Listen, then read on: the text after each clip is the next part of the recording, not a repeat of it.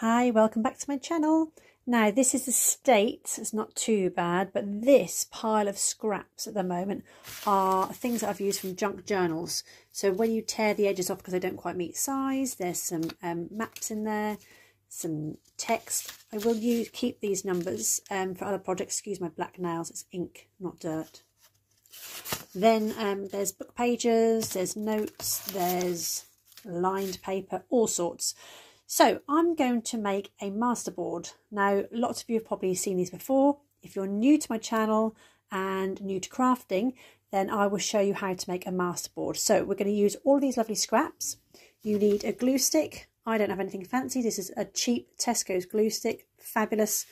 And a sheet of 12 by 12 paper. I'm using this because I'd spilt glue on it, so I won't use this side.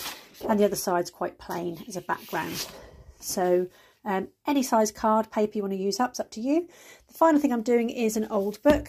This is my holiday read from last year, and I use this as a glue book. So I'll go to my next page where I'm up to.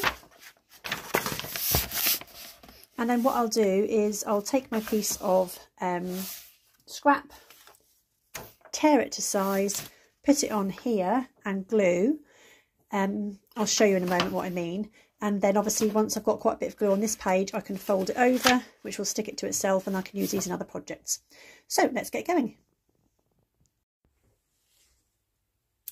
So I've got my piece of paper set up ready to go. The next thing I'm going to do is just go through my scraps and just roughly start tearing them. Doesn't matter what size, doesn't matter what shape. Again, I keep the numbers. Something I learned from Kerry the Crafter. Numbers are always useful in projects, so tear that off, and I've got a little pot for them to go in on the side. Also, sometimes I don't use a lot of the plain, I quite like the text, so plain paper I sometimes use for when I just need nothing with any text on it. Again, it's that kind of like vintagey colour, so I'll save that in another pot. So just go through my piece of scrap and tear them into a pile. Part of a German dictionary picked up in a charity shop. Again, nice number on here. So I'm just going to tear that off and use that in another project. And keep going until you've got yourself a nice pile of papers. This is some coffee dyed paper I had. I printed on one side, didn't like the images.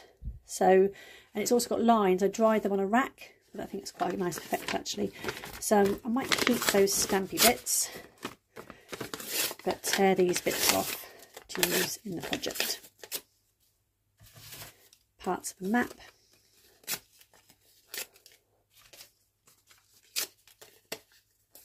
Number, keep that for another project.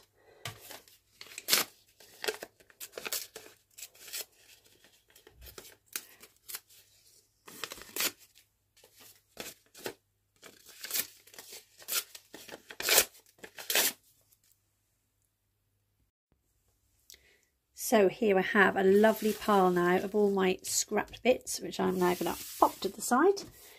Going to get my glue stick and my book, and all I do is to take a piece of the paper, glue all over the back, so it doesn't matter if I'm going onto this.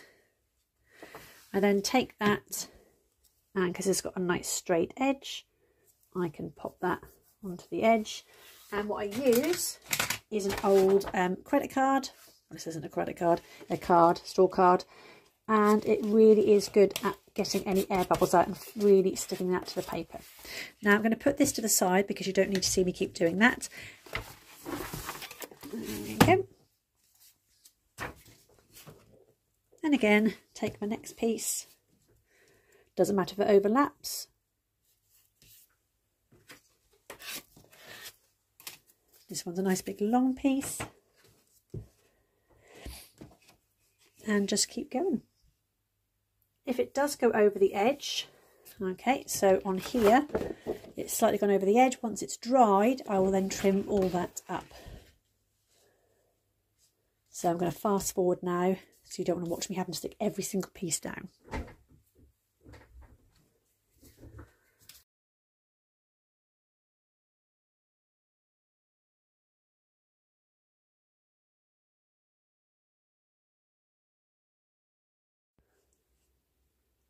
So here is my finished board. And as you can see, it's just a mixture of everything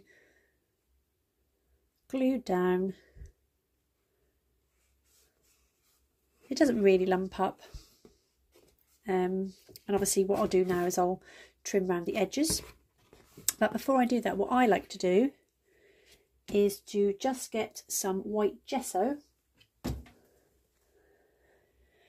and go over this very thinly. It's white gesso, but it's quite a clear colour, and it gives us a kind of like, it kind of like brings all the edges in together. If I just find one I've done.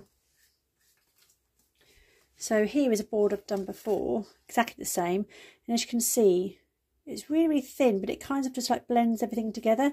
So instead of being that brown, you can put mixed colours in with this, get your white gesso, and just mix in some brown or blue or whatever colour you would like.